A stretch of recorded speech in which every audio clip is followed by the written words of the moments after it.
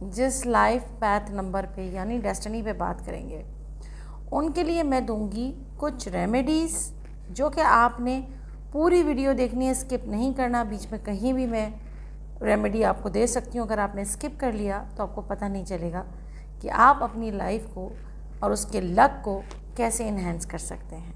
देखते रहें secrets of Samia.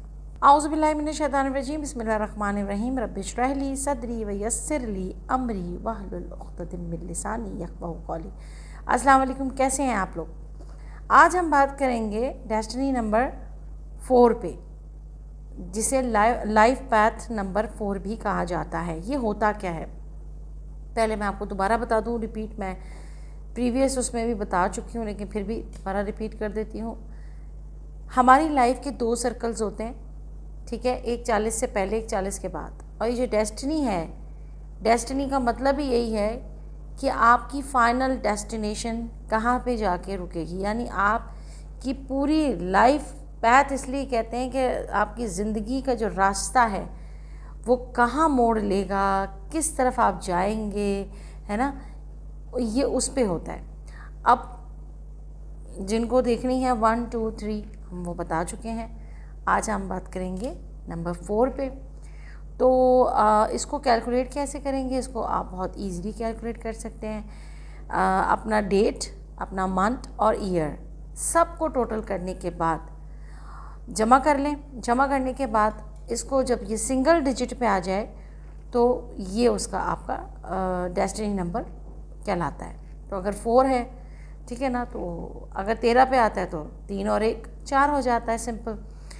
तो इसको आपने समझ लिया कि किस तरह इसको करते हैं। अब आइए, अब हम बात करते हैं कि ये 4 वाले होते कैसे हैं। सबसे पहले तो मैं आपको ये बता दूं कि ये थोड़े से जल्दबाज होते हैं, रिस्क टेकर होते हैं।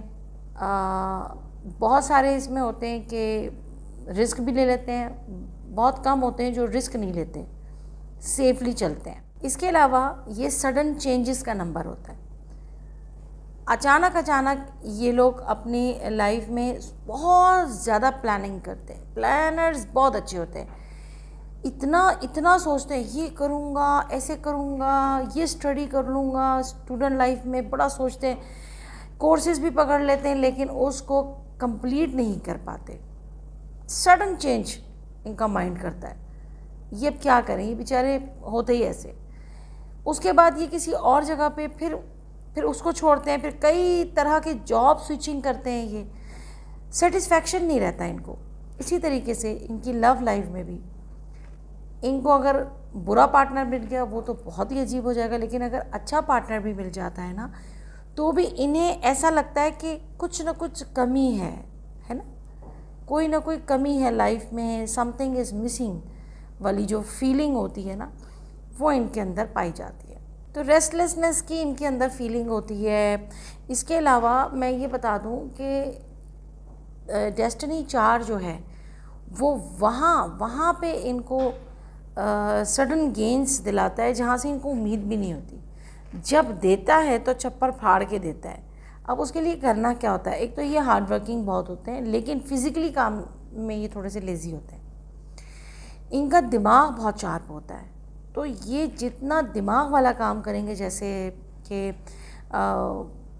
ऑनलाइन मार्केटिंग दिमाग का भी कैसे करेंगे, इसको डिज़ाइनिंग कैसे करना है ना, और इसके अलावा आईटी, इसके अलावा जो है वो स्टॉक एक्सचेंज में दिमाग लगाना होता है, उसके लिए ये बहुत ज़बरदस्त होते हैं। 4 वाले देखे गए हैं, पाए गए हैं इस फील्ड के अंदर।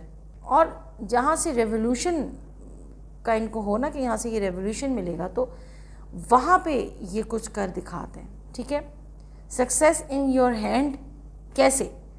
अगर आप फोकस रहें, अगर आप अपने काम पे फोकस रहें, हार्ड वर्किंग करें, और तीसरी चीज़ ये कि पेशेंस, क्योंकि नंबर 4 जो है वो इतना थकाता है, इतने स्ट्रगल्स लाता है।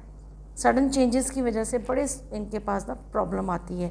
कभी ये करियर चेंज, कभी कोई अगर आप बिज़नेस करते हैं तो वो बिज़नेस चेंज, या पार्टनरशिप कर रहे हैं तो पार्टनर के साथ प्रॉब्लम हो जाती है, पार्टनरशिप चेंज। तो ये आपको इतना थका देता है। तो इसके लिए सिर्फ और सिर्फ फोकस, हार्ड वर्किंग और पेशेंस की बहुत ज़्यादा ज़रूरत होती है कि आप इसको अगर बना के रखेंगे ना तो आपकी सक्सेस कोई छीन ही नहीं सकता। जब भी मिलेगी बहुत ही ज़बरदस्त सक्सेस मिलेगी। दूसरी चीज़ ये कि ये बड़े लविंग होते हैं, लविंग भी होते हैं, केयरिंग भी होते हैं और अपने बच्चों से बहुत प्यार करते हैं। अगर वो माँ हैं तो बहुत अच्छी मदर हैं, अगर वालिद साहब हैं तो वालिद भी बहुत ज़बरदस्त होते हैं, बहुत ख्याल रखने वाले। लेकिन जब इन्हें हर्ट होता है, अंदर से कोई चुभते हुए अल्फाज कह देता है तो ये ख़ामोश हो जाते हैं, ये सही से एक्सप्रेस नहीं कर पाते कि क्या बोलूँ, कोई समझने वाला नहीं है। तो ये अंदर ही अंदर घुटन इनको महसूस होती है ऐसी जगहों पे जहाँ पे इनकी नाकदरी हो रही हो। तो इमोशंस को बहुत ज़्यादा हाइड करते हैं, छुपाते हैं और अल्लाह ताला इनके सामने ऐसा वक्त ला के खड़ा करता है कि ये काफ़ी लोगों के चेहरे इनके सामने आ जाते हैं। तो जो अल्लाह करता है ना वो बेहतर ही करता है। वो चाहता है कि आप सब्र करें और हार्ड वर्किंग करें, फोकस रखें। और आप लोगों को ही चाहिए कि अपने इमोशंस को जो आप छुपा के रखते हैं ना, इससे बेहतर है कि आप खुल के बात करें। अगर आपके बच्चे हैं, अगर वो नहीं समझ पा रहे आपको, तो आप उन्हें खुल के बताएं। जब आप बताएंगे तो सामने वाला समझेगा ना, वरना तो हर इंसान आजकल जो है वो गलतफहमी का शिकार हो जाता है। अगर आपकी वाइफ है तो आप खुल के बताएं अपनी फीलिंग्स, अपनी इमोशंस कि मैं ऐसा चाहता हूँ, मैं ऐसा सोच रहा था, आप लोग गलत सोच रहे हैं। और अगर कोई वाइफ है तो वो भी अपने हस्बैंड को बताएं, क्योंकि गलतफहमी आजकल इतनी ज़्यादा हो गई है कि लोग इतने फ्रस्ट्रेटेड हो गए हैं, लोगों को इतना गुस्सा आता है। क्योंकि देखिए हर जगह पे मतलब एक तो रिस्क रोज़ी की तंगी, दूसरा प्रॉब्लम्स, और स्पेशली पाकिस्तान में तो बहुत सारी प्रॉब्लम्स हैं। लाइट नहीं है, गैस नहीं है, फ़लाँ नहीं है, गर्मी बहुत पड़ रही है। उससे क्या होता है कि वैसे इंसान जब बाहर से आता है तो 10 चीज़ें उसके दिमाग में चल रही होती हैं। तो कभी बीवी नहीं समझ पाती, कभी हस्बैंड नहीं समझ पाते। तो हमें समझना चाहिए। अब इनकी हेल्थ की बात कर लेते हैं। इनको स्किन से रिलेटेड कोई एलर्जीज़ इस तरह भी हो सकता है, कोल्ड हो जाना, हेयर फॉल हो जाना, और इसके अलावा जी आपका जो है वो बॉडी पेन, कमर दर्द, गर्दन का दर्द, जोड़ों का दर्द, ये भी इनमें देखा गया है।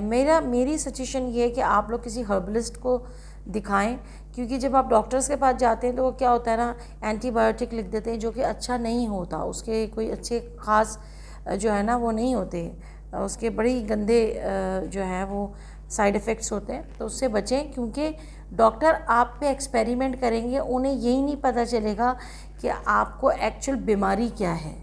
नंबर 4, चाहे वो लाइफ पैथ वाले हों नंबर 4, या वो टेस्ट अपना जो पर्सनालिटी नंबर 4 है उनके साथ। अब आ जाते हैं जी रेमेडीज़ की बारी। इनके लिए रेमेडीज़ सबसे अच्छी और इजी रेमेडीज़ है, वॉक करें और तेज़ वॉक करें, ठीक है, स्पीड वॉकिंग करें।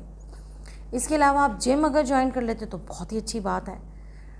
ये एक रेमेडी के तौर पे मैं बता रही हूँ। आप ख़ुद देखेंगे कि आपके जो स्टक काम हैं, जो आपकी रुकावटें आ रही हैं, जो आप लेज़ी फील कर रहे हैं, आज का काम कल पे डाल रहे हैं, उसमें आप देखेंगे कि जब आप जिम ज्वाइन करना शुरू कर देंगे या स्पीड वॉकिंग करेंगे तो आपको फ़ौरन जो है उसके अच्छे बेहतर पॉजिटिव रिज़ल्ट्स मिलना शुरू हो जाएंगे।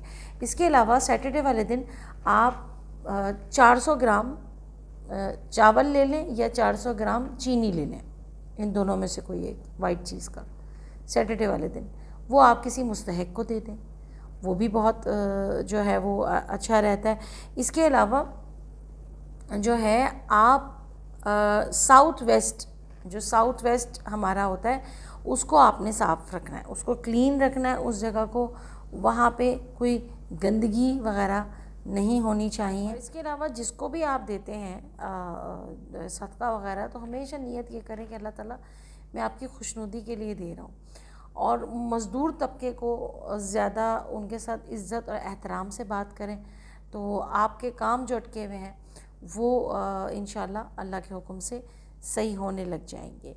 इसके अलावा जो है आप अपना जो बाथरूम है वो अपने हाथ से साफ़ करें तो बहुत अच्छी बात है, ये भी रेमेडी है, ये भी मैं आपको बता दूँ।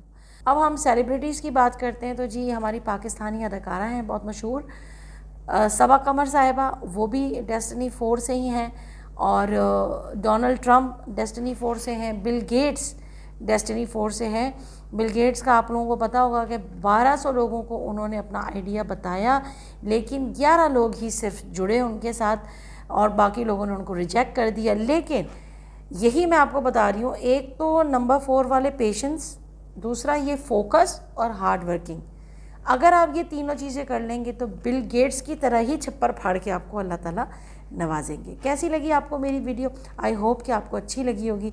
और लाइक करें, शेयर करें, कमेंट्स करें, अपने प्यारों को जो है शेयर करें जो डेस्टिनी 4 से हैं, उनको दिखाएं, वो भी खुश होंगे और उन्हें ये चीज़ एक रेमेडीज़ जो मिलेंगी तो किसी की ज़िंदगी में अच्छाई आ जाए, खुशियाँ आ जाएँ, इससे अच्छी क्या बात होती है। अपना बहुत ख्याल रखें और अपनी दुआओं में मुझे याद रखें। अब दीजिए इजाज़त। अल्लाह हाफ़िज़।